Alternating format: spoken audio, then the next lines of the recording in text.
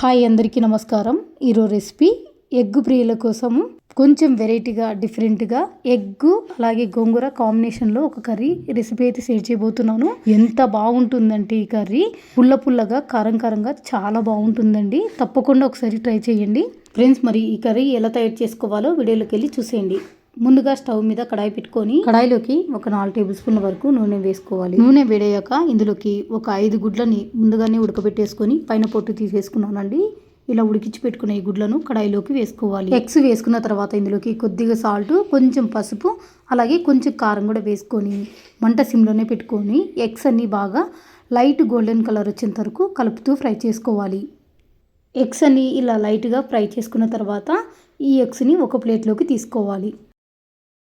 ఇలా అన్ని ఎగ్స్ని ఒక ప్లేట్లోకి తీసుకొని పక్కన పెట్టుకోవాలి. తర్వాత అదే కడాయిలోకి ఒక 1/2 టీ స్పూన్ జీలకర్ర, 2 ఎండుమిరపకాయలు కూడా వేసుకొని మంట సిమ్లోనే పెట్టుకొని దోరగా వేయించుకోవాలి.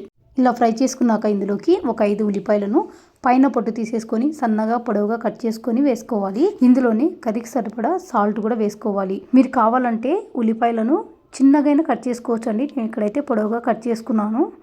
ఉల్లిపాయలన్నీ ఇలా కలుపుకుంటూ ఫ్రై చేసుకోవాలి. ఇందులోనే ఒక 1/2 టీ స్పూన్ పసుపు కూడా వేసుకొని ఇలా అంతా బాగా కలిసేలాగా కలుపుకుంటూ ఉల్లిపాయలు కాస్త మగ్గించుకోవాలి. ఉల్లిపాయలని ఇలా కొద్దిగా మగ్గిన తర్వాత ఇందులోకి 1 టీ స్పూన్ అల్లం వెల్లుల్లి పేస్ట్ కూడా వేసుకొని కలుపుకుంటూ కాస్త పచ్చివాసన వెళ్ళిపోయేంత వరకు కలుపుతూ ఫ్రై చేసుకోవాలి.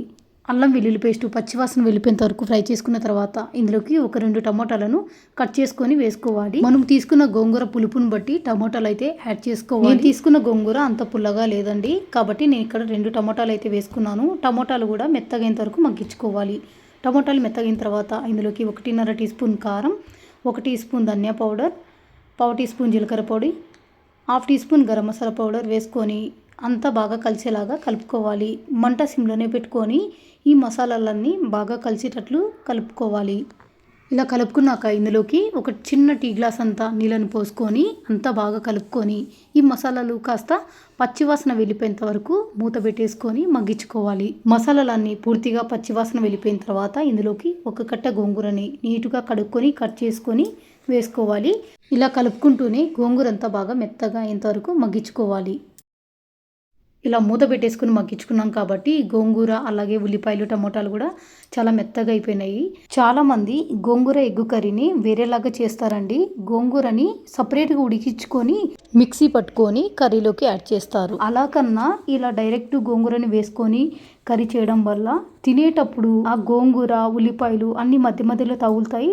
టేస్ట్ కూడా చాలా బాగుంటుందండి. ఒక్కసారి ఇలా ట్రై చేసి చూడండి, టేస్ట్ కూడా డిఫరెంట్గా ఉంటుంది ఫ్రెండ్స్. ఇలా అన్నీ బాగా మగ్గించుకున్న తర్వాత ఇప్పుడు ఇందులోకి ఎగ్స్ కూడా వేసుకోవాలి. ఎగ్స్ వేసుకొని అంతా ఒకసారి బాగా కలిసేలాగా కలుపుకోవాలి. మంట సిమ్లోనే పెట్టుకొని ఒక 3-4 నిమిషాలు లో ఫ్లేమ్లో మగ్గిచ్చేసుకున్నామంటే ఈ ఎగ్గు కూడా ఈ గోంగూర ఉల్లిపాయలు ఆ ఫ్లేవర్ అంతా బాగా పట్టుకొని కర్రీ టేస్ట్ చాలా బాగుంటుంది. అంతేనండి, గోంగూర ఎగ్ కర్రీ అయితే రెడీ అయిపోయింది. ఒక్కసారి కలుపుకొని స్టవ్ ఆఫ్ చేసుకుందాము. వేడి వేడి అన్నంలోకి ఈ గోంగూర ఎగ్ కర్రీని వేసుకొని కలుపుకొని తింటుంటే మధ్య మధ్యలో ఆ గోంగూర ఉల్లిపాయలు తగులుతూ టేస్ట్ మాత్రం చాలా డిఫరెంట్గా ఉంటుందండి. రైస్లోకి కాదండో ఈ చపాతీ రోటీలో కూడా సూపర్గా ఉంటుంది. తప్పకుండా ఒకసారి ఈ స్టైల్లో ట్రై చేసి చూడండి. ఈ కర్రీ మీకు ఎలా కుదిరిందో కామెంట్లో షేర్ చేయడం మాత్రం మర్చిపోద్దండి ఫ్రెండ్స్. మరి వీడియో నచ్చితే లైక్ చేయండి, షేర్ చేయండి, అలాగే ఛానల్ని సబ్స్క్రైబ్ చేసుకోండి.